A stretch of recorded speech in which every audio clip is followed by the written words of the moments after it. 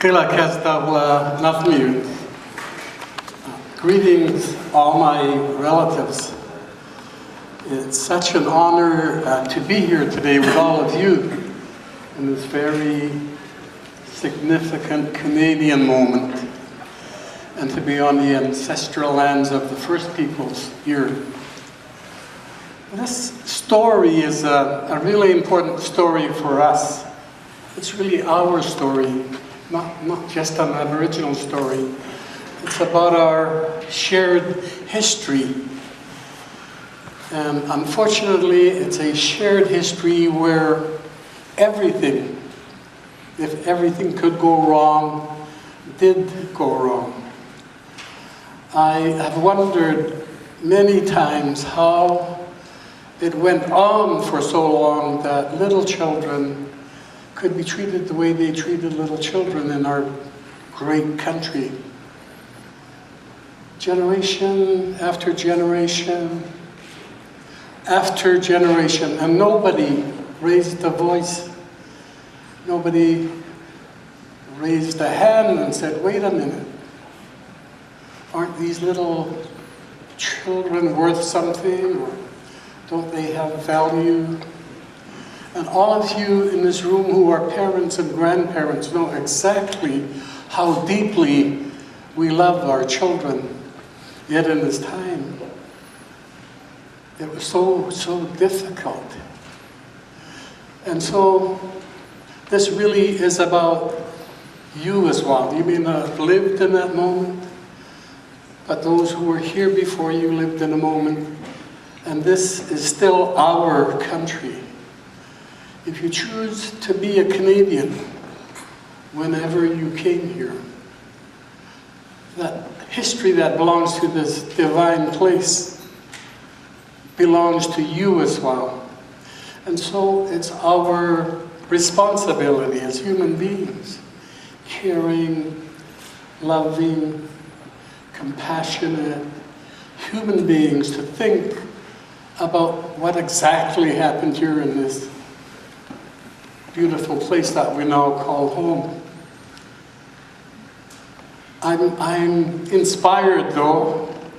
We all know there has been a truth commission going around in this country for the last 6-7 years, and it has submitted this report.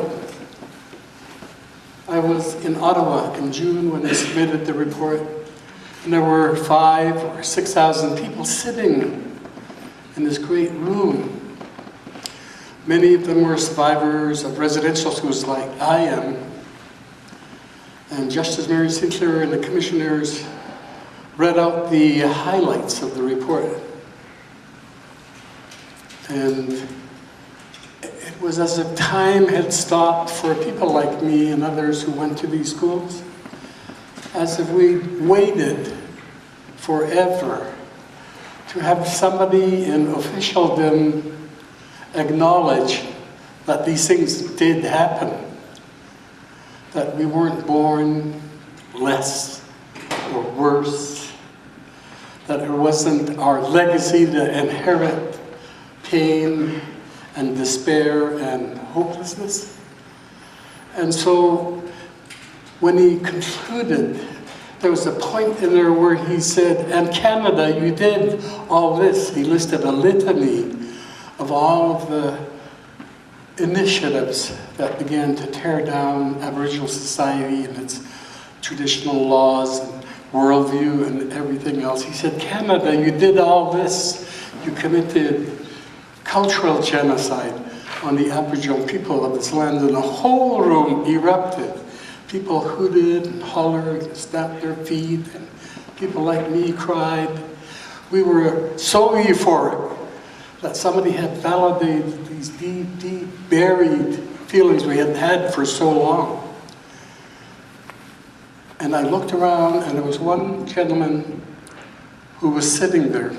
He didn't stand like every other person in this room, and it was the former Indian Affairs Minister, and I felt really bad for him. In spite of all of the symbolism that he represented and what happened to Aboriginal people in this country, I felt so bad for him. I can't describe it. Of course, the euphoria died down. We all went to our rooms. And it became bittersweet for me to hear that report, because at the same time that I heard it, and I live in this great country that we own together now, and somebody said you had committed cultural genocide. And a sadness came over me. I don't know how everybody in this room feels about living in a country that's been told that it had effected genocide, but it saddened me that this great country we love so dearly had been characterized as a country that had effected genocide on the Aboriginal people. But there was a subsequent poll a little while later after the report that was submitted, which said that 7 out of 10 Canadians agreed with the characterization that cultural genocide had been inflicted upon the Aboriginal people. And while I was sad, what was exciting and promising were that those same 7 out of 10 Canadians said, and we want to reconcile. So here we are, and I'm so proud that all of you are in this room today. Here we are in a moment of our history where we can do some reflection and introspection and acknowledge what happened, and then begin to think about the future together. One that's more kinder, gentler, full of compassion, inclusionary.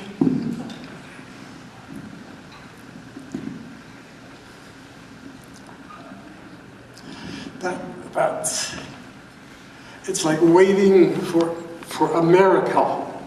And I've heard the project of Wawahte and my friend Bob. We've been friends for about 4 years now. And he tells me that there are all kinds of wonderful, caring people right here in Kingston. And you know what the truth is?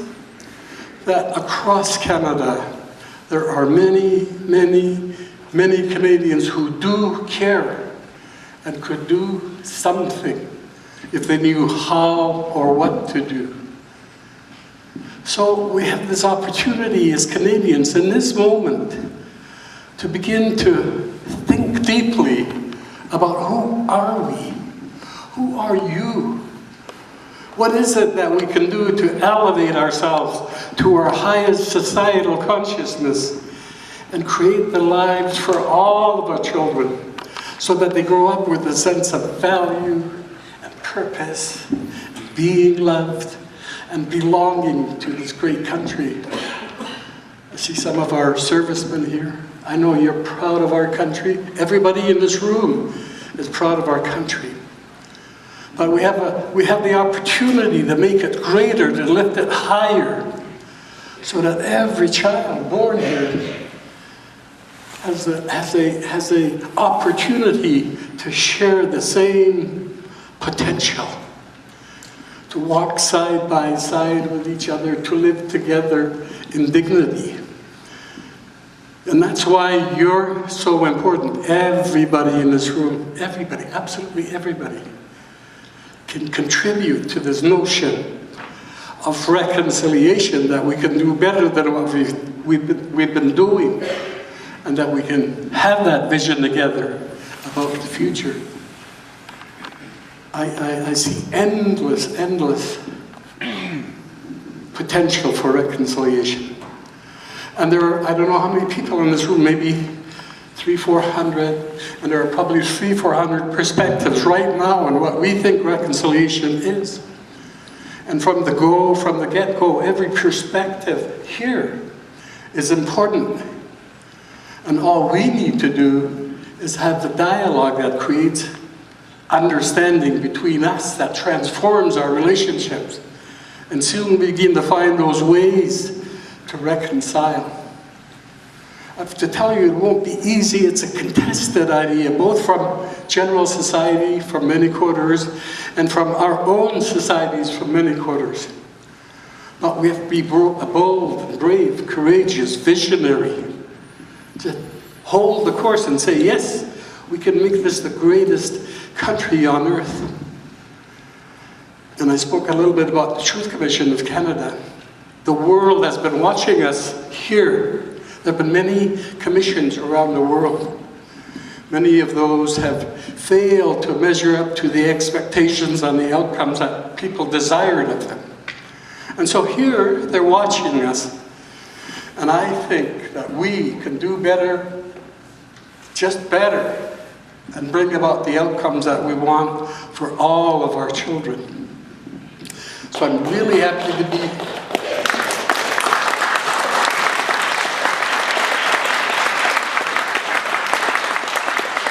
So I'm really happy to be here today. I just feel full of emotion and possibility because I see your faces and I see the bewilderment, the puzzlement, the wonder. Oh, there's so many faces I see here, and I say thank God that you're here because we now have the opportunity to create the dialogue and the process that will bring us forward. I know one thing, and maybe I shouldn't talk too long, and it's this, and this is to my own people, the Aboriginal people, that if we can invite Canadians into our lives and ask them to walk with us, that if we bring them in to help elevate all of us together, that they're going to elevate us like we've never dreamed possible. That's the dream I see.